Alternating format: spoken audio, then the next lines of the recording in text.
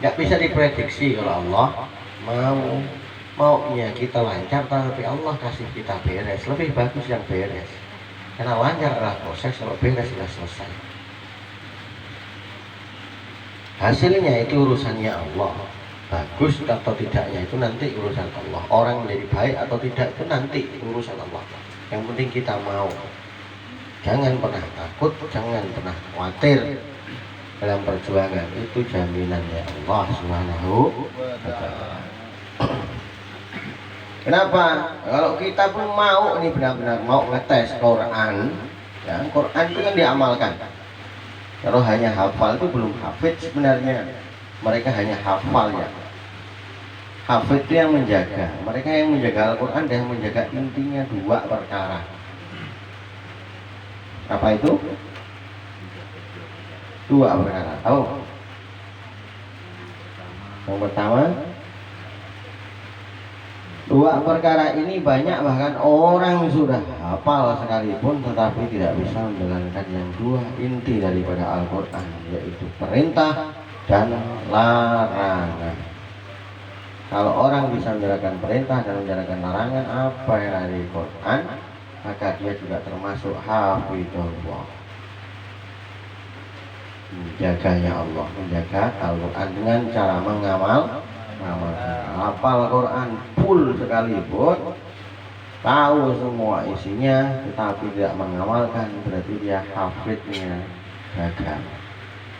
Bahkan dia bisa di neraka pertama kali karena tidak mendapatkan keridhaan dari Allah Subhanahu wa ta'ala. Walaupun preman sekalipun kita dulunya hanya tahunya beberapa ayat tetapi dikerjakan justru lebih mulia. Kenapa? Karena kita sebagai bukti bahwa Al-Quran itu kitab yang dibenarkan dan paling benar menurut Allah Subhanahu wa ta'ala. Mau dites ya bisa, nggak usah kerja. Tes masih bisa makan atau enggak. Kalau logikanya nggak bisa makan. Tapi kalau Allah mau, terserah dia.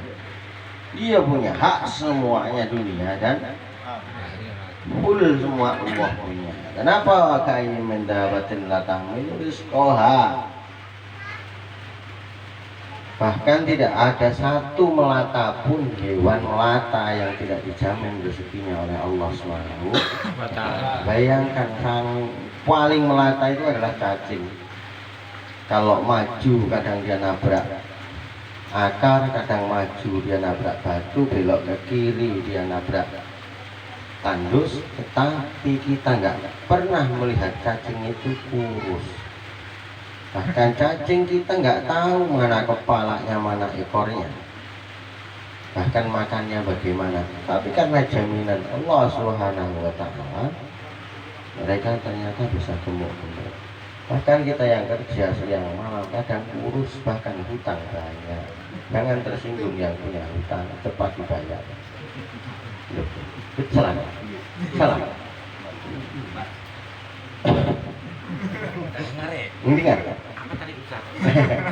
Jadi itu pun sudah ditulis oleh Allah Subhanahu wa ta'ala. Kita ke sini sudah ditulis oleh Allah Subhanahu wa ta'ala. Bagaimana kita bisa tawakal, terima ya apa yang diberikan Allah, qanaah, maka kita akan menjadi orang yang lebih baik. Yang pentingnya pandai pun kita jangan sombong, kaya pun kita jangan sombong, sehat pun kita jangan sombong, hebat jaduk sakti sekalipun jangan sombong, karena yang berhak sombong adalah Allah. Kalaupun tinggi merendahlah, kalaupun besar mengecillah, kalaupun timbul tekan ke bawah, longsoro rawopo nek krana Gusti Allah. Apapun mereka mengatakan kita orang yang nggak baik dengan kita, karena mereka nggak baik. Kalau baiknya nggak bilang jahat kepada kita. Enggak, kita bagaimana mengambil keuntungan dari mereka yang menjahati kita. Toh aslinya kita untung hanya sakit hati ya kita. Untungnya apa? Untungnya dosa kita diambil oleh Allah dan diberikan kepada orang yang menjahati kita. Balik amal kebaikannya diberikan kepada kita. Untung dua masalah. dua hal kita untung, cuma ruginya kita sakit hati. Maka jangan sampai mereka sebelum mereka menjadi kita baik kepada siapapun, dan kita harus selalu mendoakan orang-orang yang menzalimi kita. Udah terus. Maka kita ngajarkan anak-anak doa seperti ini agar mereka menjadi orang yang lebih baik, nggak jahat lagi. Tetapi ingat, perjuangan selalu penuh dengan rintangan. Maka sebaik-baiknya para pejuang adalah mereka yang punya benteng yang kuat, yaitu kesabaran. Apabila ini ada dalam diri kita, maka sifat-sifat yang baik tadi, tawaduknya, sabarnya, tawakalnya, ya, ta'adubnya, takdimnya, hormat kepada yang tua, sayang kepada guru-gurunya, hormat dan sayang kepada orang tuanya, kepada tetangganya, bahkan anak dan istrinya. Selalu rajin dalam berdoa, beribadah, insya Allah jaminan Allah pasti ada.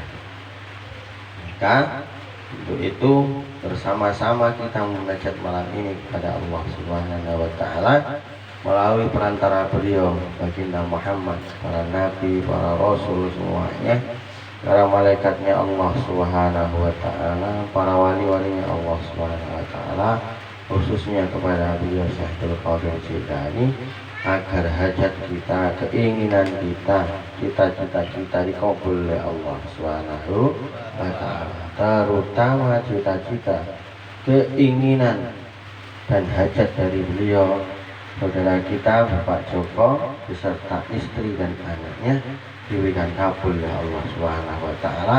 Allah berikan mereka panjang umur, banyak rezeki, sehat selalu, dan sentiasa melimpah oleh Allah, diberikan anugerah serta sentiasa dalam penjagaan Allah Subhanahu wa Ta'ala, terhindar dari seluruh mara petaka, musibah, penyakit, kekurangan, kesusahan, kemiskinan, kemelaratan, kecelakaan, kemalangan, senantiasa dijaga oleh Allah, diselamatkan dimanapun dan kapanpun mereka berada. Juga dianugerahkan rahmat dan berkah di rumah ini, berkah juga dan dirahmati juga seluruh para tamu-tamunya, diberkahi juga seluruh usaha-usahanya, untuk ikhtiarnya, tandurannya, sembuaran dinyahe diberikan oleh Allah Subhanahu wa Ta'ala, menjadi orang dan menjadi bahan, menjadi media yang lebih baik. Kita semua sentiasa harus memohon kepada Allah Subhanahu wa Ta'ala, dan kita tidak termasuk orang yang sombong. Bahkan Allah sudah menjamin, ud'uni astajib lakum, berdoalah engkau kepadaku, kepada Allah, maka aku yang akan mengijabahi untuk kalian. Maka rugilah orang yang tak mau sering berdoa kepada Allah. Hanya orang-orang yang sombong yang bisa mendapatkan itu. Karena kita punya Tuhan, Tuhannya adalah Allah, dan kita harus memohon kepada Allah. Maka permohonan itu selain daripada dipahala, maka Allah akan berikan yang terbaik. Karena jawaban doa itu ada 3. Ya, betul. Ya, Allah tak ngabulkan tapi dikasih nanti karena belum waktunya. Kata Allah memang tak ngasih, tak ada tak dikasih, pasti dikabul oleh Allah. Jangan minta yang tidak kekuatan kita. Dikabulkan tetapi diganti yang lebih baik bisa Allah kalau mau, atau dikasih tapi nggak seperti permintaan kita, tetapi dicukupkan oleh Allah sebatas kemampuan kita. Kalau kayak Pak Joko ini mohon maaf, minta oleh Allah diberikan helikopter, turun pun susah, minta pesawat turun pun susah, diberikan mobil pun masih parkir susah. Oh mungkin dikasih rezeki yang banyak selain daripada itu. Tentu adil Allah. Ternyata Mas Joko dan sama keluarganya Pak Joko ini diberikan sehat, tak pernah nengok rumah sakit. Karena di samping dia tak pernah sakit, bahkan keluarganya, saudaranya nggak pernah ada yang sakit. Itu kalau di total mungkin untuk beli helikopter dapat. Betul ya? Atau tak mampu beli mobil, tapi Allah kasih buahnya apa semua, tanamannya berkah. menjadi lebih baik, menjadi lebih banyak daripada dia punya mobil tapi bocor terus bannya, malah habis untuk beli ban terus. Ya tak pernah ke Pontianak nengok Mega Mall kesasar ketangkap polisi bayar terus. Maka kita ingin enaknya ya. Allah tuh pandai, maha pandai, dan kepandaian kita kalaupun ada itu pun sedikit, dan itu pun bukan punya kita tetapi titipan dari Allah Subhanahu wa ta'ala. Makanya kalau pandai sedikit jangan belaga ya, jangan belaga. Wah aduh pandai sedikit ya daman, minta ampun dah nyalah-nyalahkan orang ya, orang gila. Orang yang menyalah-nyalahkan orang berarti dia salah. Orang yang menjahat-jahati orang tentu dia yang jahat. Maka yang dijahati tidaklah berapa masalah, bahkan beruntung. Maka kita jangan, kalaupun kita harus dibinikan, dibegitukan nggak apa-apa. Yang penting kita baik. Mudah-mudahan kita semuanya menjadi orang yang ahli baik dan hidup dalam keadaan baik. Bahkan kalaupun diakhiri kelak umur kita dalam keadaan baik. Qabul wa maqbul al-Fatihah.